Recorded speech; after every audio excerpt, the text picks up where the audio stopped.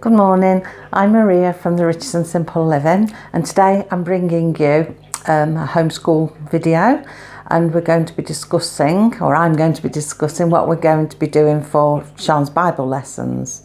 In schools it's known around in England as religious education, but or RE for short actually, but it's Bible lessons to us because we're working directly with the Bible. So what I wanted to do with her, we have been reading Bible stories to get Sian used to characters, who they are and everything, because in our household nobody studies the Bible. I'm the only person who does. Nobody has any form of religion except for myself. So I'm just sort of having to go through it with Sian myself and teach her from the beginning. So yeah, I have shown you the Bible story book, and I just have to go and get this cat in. Her meowing is putting me off. Let's just go and see. There she is down there. Go on then. Or she'll keep meowing and putting me off. So sorry for the interruption. One day I'm going to shoot a whole video totally interrupted. But then that wouldn't be true to life, would it? So yes, as I was saying, nobody studies the Bible or has anything to do with the Bible in our household except for me. And so I've been teaching Sian. First of all, we've been doing like Bible stories, although I don't really like calling them stories because they're not stories, they're sort of historical things, but they're in a children's books, so they class them as stories in the children's book. So we've been going through that to get her used to the whole theme of everything. And she's very interested in it, especially the history side of it as well. So I think because the others have told her it's just nonsense and a load of rubbish and no such thing, and a fairy story like dragons and stuff like that. So I think that's what she always thought. But now she's been going through the storybook and we have been discussing it, and places, as you know, Sian's into countries and that, well, it brings up a lot of countries in the Middle East and things, which she has been watching the progress of with war and things like that. And so it's bringing it to life with her. So I thought what I'm going to do now, this coming school year, is we're going to start off by doing archaeology of the Bible. Then I want to follow it on with science in the Bible, and then prophecies from the Bible. But I'm doing it in sections and it'll probably take me longer than a year to do it. So over the coming school years, we'll progress through it. So like I say, we're going to start off with the archaeology of the Bible. And I bought this lovely National Geographic book. It's really nice. I like it. There we go. Let's bring it back a bit so you can see. So National Geographic, Archaeology of the Bible. It's really nice. It's solid hardback, nice sized book. I will show you through the pages better in a minute, but as you can see, lots of nice pictures. But I'll read you what it says on the inside cover, and then I'll swing you around and we'll have a look at the book better. So what it says on the inside cover: it's casting the stories of the Bible against the canvas of modern archaeology and forensic anthropology. This stunningly illustrated book draws on the most recent groundbreaking discoveries to bring the stories of Scripture alive. From the sands of summer to the glory of Rome, discover how the Bible's stories were shaped by the most powerful civilizations of the time: Mesopotamia, Egypt, Assyria, Babylonia, Persia, Greece, and the world of Imperial Rome. In true National Geographic tradition, the volume's absorbing narrative by historian Jean-Pierre Isbouts is based on the latest scholarship and fully illustrated with scores of informative maps, hundreds of beautiful photographs, and detailed reconstructions of principal cities and monuments. In addition, timelines in each chapter bridge hundreds of years, and illustrated sidebars add to the rich layered coverage. Written from a non-denominational perspective, Archaeology of the Bible is a unique compendium at the intersection of science and the Bible, taking readers interested in history, archaeology and the Near East on a fascinating tour of the greatest archaeological treasures of the biblical world. So it has got a very good review, because I was thinking, well, I don't want to look at archaeological things and then start trying to dispute it, you know, because you get books where all they're at to do is just rubbish the Bible and dispute everything. I wanted to make sure that I'd got a really good archaeological book, and we could look at it together and work from it together, discuss things together. And like I say, like modern places, like other countries she knows of ancient empires as well, she's interested in them. So she can instantly recognise what's what and see for herself. So what I'm going to do, I'm going to swing you around and we'll have a flip through some of the pages so you can have a look what it's like. I mean, every time I flip a page I have to stop and read it. I'll have read the book before I've even done it for schooling with Sian. But it's really nice, and the pages are really well done, the colours, timelines, it's good. But I'm going to flip you around and I'm going to show you what it's like. So you'll have to excuse me tablecloth underneath. I showed you the front of it, so we'll turn it over. I've got the contents and nice colourful pictures already. It tells you like underneath what the pictures is. So in chapter 1 we've got, let's find it. Chapter 1 is the archaeology of the patriarchs. Chapter 2 is the archaeology of the Exodus. Chapter 3 is the archaeology of the kingdoms of Israel. Chapter 4, the archaeology of the Second Temple period. Chapter 5, the archaeology of the life of Jesus. And chapter 6 is the archaeology of early Christianity. So it goes in. I mean, look at these pictures. And the nice thick pages as well, sort of glossy feeling. So I love them. I love archaeology. I'd have liked to have been an archaeologist. I don't think my knees could cope with it nowadays though. So we've got nice, lovely pictures, things they've found, and places that are mentioned in the Bible. Because people say, oh, half these places didn't exist, but archaeologists uncover things all the time. I mean, I can't remember where in the Bible it says, but it does says that the very stones will cry out. And that's what archaeology is doing, unearthing things on stones and things built in stone that is crying out that yes, I did exist, this did exist. And lovely maps, and really nice big maps as well that you can actually look at and study. So we've got archaeology of the patriarchs, the book of Genesis, with a nice map to start off of ancient Mesopotamia. It's a mouthful to say first thing in the morning, Mesopotamia. Things have got, telling you all about it. And the creation narratives. I suppose I can't go through every page, I would be there all day, but populating the earth.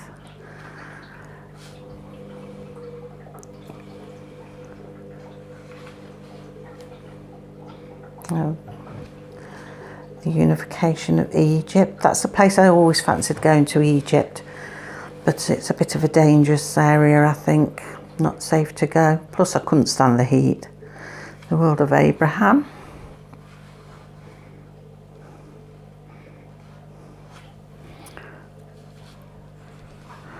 I mean, the pictures are great. Each page is crammed with really nice pictures and writing. So I'm not quite sure how we're going to do it yet. I think we will read through a page each time, or maybe two, depending on how much information is in it. We'll discuss it, and we'll look at Bible scriptures that correspond with it and discuss it a bit more. I think probably that's the way we're going to go about doing it.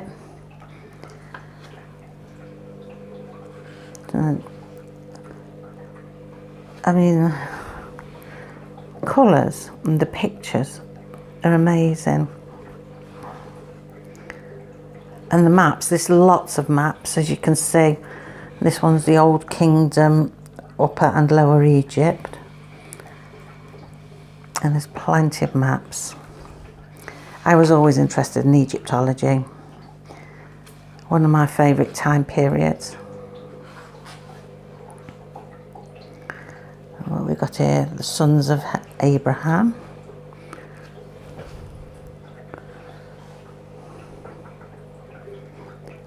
It's really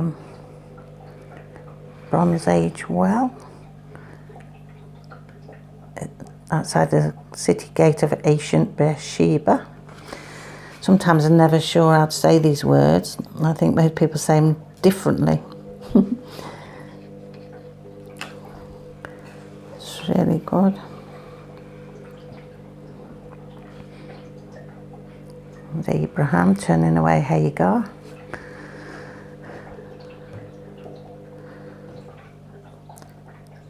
Choice between Ishmael and Isaac. It studies that. What studies it? Speaks of it. More maps. Abraham's final test.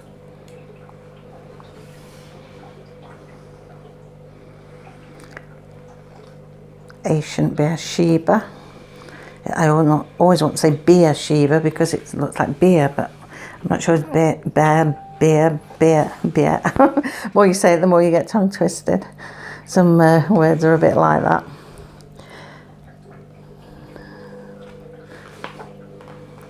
Jacob and his sons it goes on to. I mean, the picture's really nice. I think the light's shining a bit on the book because I'm in between two windows here, so I'll try and do it. The Travels of Jacob, a map there. I like the maps because it actually shows you what it says in the Bible, where these people went and where places existed and what took place where, and you can actually see it on the map.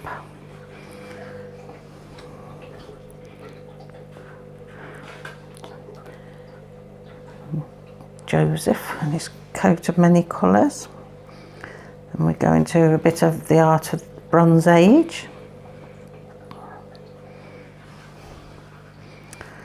And then we go into the archaeology of the Exodus.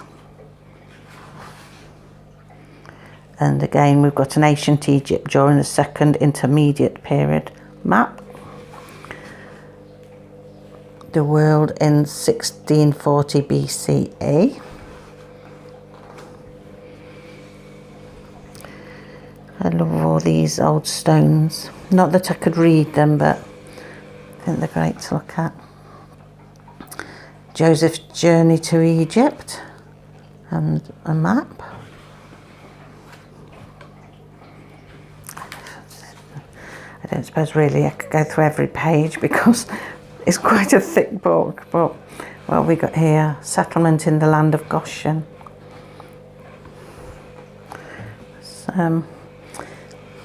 Egypt's funeral cult. I actually saw a mummy, an Egyptian mummy. It was in the museum in Derby many, many years ago. I was fascinated by it. I could see its hair. It was like ginger hair. I was fascinated. The treasure cities of Ramses II. I would love to go to Egypt, but I wouldn't risk it. It is fascinating. That looks like Nefertiti. Yeah, Queen Nefertiti. Moses in Midian. Oh, that looks a bit of a high up place. Where does it say what it is? Oh, the summit of Mount Sinai. Mummy of Pharaoh Seti. Seti or Seti, I'm not quite sure. Seti it might be, how you pronounce it. I'm never sure how to pronounce it. That's really well preserved, isn't it? And that's amazing, really. 10 plagues. A map again, escaping from Egypt. I think we better flick through a bit more of these because we'll spend a lot of time showing you. So as you can see, the archaeology of the kingdoms of Israel. You can see how nice it is, lots of pictures, lots of maps, really good the maps are. So every page is packed full of pictures, and every couple of pages, as you can see, is maps showing the area. And there's a nice big map there, that's what the Assyrian Empire. I'm sure Sian will enjoy that. But she can see it all on a map and see the archaeology and bring it all to life for her. And then we will compare it with biblical scriptures, because the good thing about it is it does mention where in the Bible these things are taking place.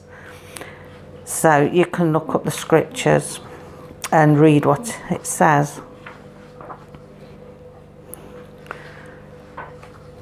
So yeah, I'm really taken by this book. It had very good reviews, and I thought, well, I'll try it and we'll see. Obviously, I've looked through it first to make sure that it is suitable for what I want to do. It seems very suitable, and not only that, I can't stop reading it. Every time I turn a page, I find something I want to read. The ministry of Jesus in Lower Galilee. It's a nice, good big map there. What else have we got? Town of Magdala. The travels of Jesus. The road to Jerusalem. The disturbance in the temple.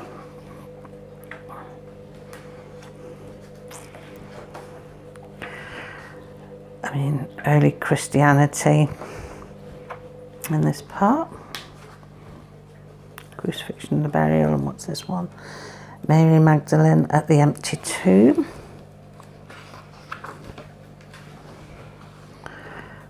Then talks about the first apostolic mission.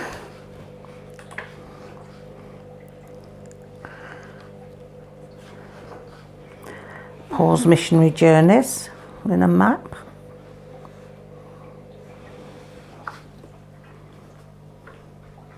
Paul's journey to Greece and Rome, and then early Christianity in Rome.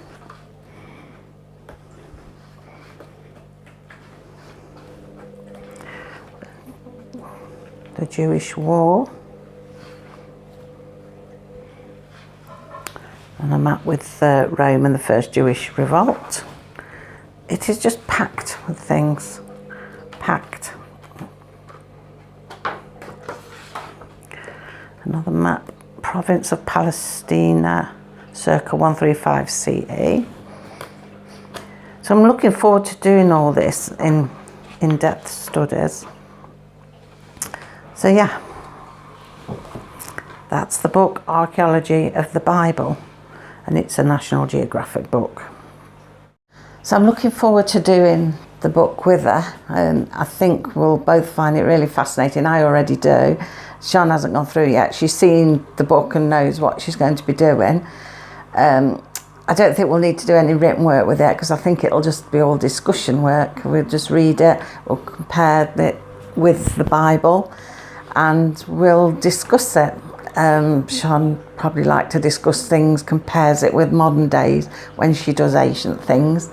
So we'll probably do that as well, comparing things, and it's just so much to talk about, and you never know where your conversations are going to lead to when you look at things like this. So I thought it'd be a great way of starting her off to know what was what in ancient times, because when she talks about the Middle East and that, I say, do you know that they were places in the ancient places in the Bible? You know, they're all mentioned there, and events took place in, you know, each of those places.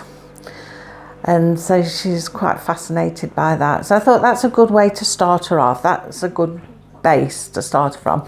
And then when we've done all this book, I'm going to look for a good book on, I can say space then, which doesn't do space, science, science and the Bible. So scientific things, things that the Bible have got scientifically that science has backed up is true. I mean, like the world being round, for one, when sort of people always thought it was flat up until nearer modern times. You know, such things, all different science things that prove that these things were there. And DNA, things like that, how the Bible always said that God had all the parts down in writing, which today we've discovered DNA. So things like that. I mean, I can't think of lots of things off the top of my head, but I want to do that after we've done the archaeology of the Bible. I think that'll go on for a good long time. It might take us all the school year, and then the next school year will be the science and the Bible. And then I want to do prophecies and the Bible, so she can see what prophecies have been and what prophecies did come true and what prophecies there are for the future. So yeah, that's how I want to take her Bible study. So it's her own curriculum. It's how I'm doing it. We've invented it ourselves. I've invented it to think how I can, you know, get her to learn the Bible and see it's real. Because like I say, nobody else in the family studies the Bible. Don't think anybody believes in God, and they say, oh, it's all a load of rubbish, and they tell her it's rubbish. So I've got to show her first that these things really existed and they were real. Because you can't go any further unless, you know, she knows that these places existed, these things existed, these people existed, that it is real. So that's what we're going to be doing. So I just thought I'd come on and show you that. So it seems unusual actually doing things like that, because if you were to go outside and talk to people about the Bible, it was like, go away sort of thing. I don't think, like where we live, probably not even the country we live in, is very Bible orientated, and people don't really talk about God. I mean, they say things off the cuff sort of thing, you know, like if somebody dies, oh, rest in peace, they're with God now, and that sort of thing. But they never talk about God. They don't actually have him in their lives every day, and they wouldn't depend on him and trust in him. But it's just something you say to them, you know. It doesn't seem to be we're meant to be a Christian country, but it doesn't seem to really be that way. Talking about Bible and God is a bit of a taboo thing. You stand out in the crowd if you do that. You know, so yeah, but Sian is learning the Bible. She is going to see that this is real, and you know, she's going to learn it. She's happy to learn it. She wants to know because she's fascinated by it now, and this is where we're going to be starting. So I'll review the book actually when we've gone through it. I'll tell you how good it is if I was as happy with it as I feel at the moment. So this is the book we're doing. Archaeology of the Bible. Look and see if it says anything extra special on the back. Just says on that, fully rooted in modern scholarship, this richly illustrated book provides a sweeping overview of the greatest archaeological discoveries of the past few decades. Revolutionising our understanding of ancient Israel, Egypt and Roman Judea in the time of Jesus, using the principal Bible stories from Genesis to the Gospels as his framework. Best-selling author Jean-Pierre Isbouts allows us to reimagine life in biblical times while prompting new ideas about the human history of the ancient Near East. A unique source of discovery for anyone who's interested in history and archaeology and the lands of the Bible. Regardless of their faith, tradition, this glorious book offers an authoritative window into all major discoveries, explaining the rise and fall of nations and empires of the time. So Sian will learn more about that as well, you see, the rise and fall of empires, although she knows quite a lot about it. But doing a book like this, she'll actually sort of be transported back into it. She can see it on maps, and you know, it'll bring it more to life for her.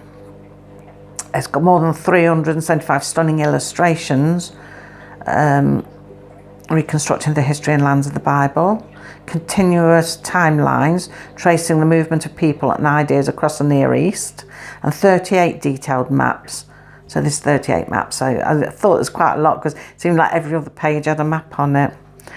And then sidebars and period artifacts vividly highlighting daily life in the ancient Near East, because it's nice to know how they lived and everything as well. I forgot to show you. I didn't know if I noticed the timelines underneath. Let's see if I find a page with it on. Timelines. There we go, there's one with it on. And you got me. It's a heavy book. Right, can you see, like there, it's got the timelines at the bottom, which I think is really good as well. Although all the numbers will probably confuse Sian. It does me sometimes. I have to remember that you have to go backwards. You go forwards and backwards, and I get confused. So it looks really good, and when we have done it, I'll let you know whether it's as good as what I feel it is at the moment. And like I say, then from there we're hoping to do science and the Bible. So yeah, I thought I'd just bring you that and show you that and what we're going to be doing for our Bible lessons. Now Friday I'll be back, but we're doing an out and about video on Friday. So we've been doing some day trips and visiting things. So I thought Friday we'll show you a place we visited and let you see that. And then next Tuesday we'll do another home education video. What I'm going to do next Tuesday, I'll do you the book haul for coming year. So yeah, but Friday we'll do an out and about day trip video for you to see. I'm hoping to bring out like an educational side of some of these day trips, not just well, obviously fun, but what there is educational. But then I think everywhere you go is educational. There's something to be learned about everything, I think. So yeah, that's what I do on Friday. I feel a bit at a loss actually, because I've been doing these 30-day challenges, and you know, the last few days I'm thinking, what do I do with myself now? And I feel like something's missing, and it's because I'm not doing the vlogs every day. So I might end up doing more. But as it stands at the moment, I'll be back on Friday. So take care of yourselves, and I'll see you on Friday. Bye.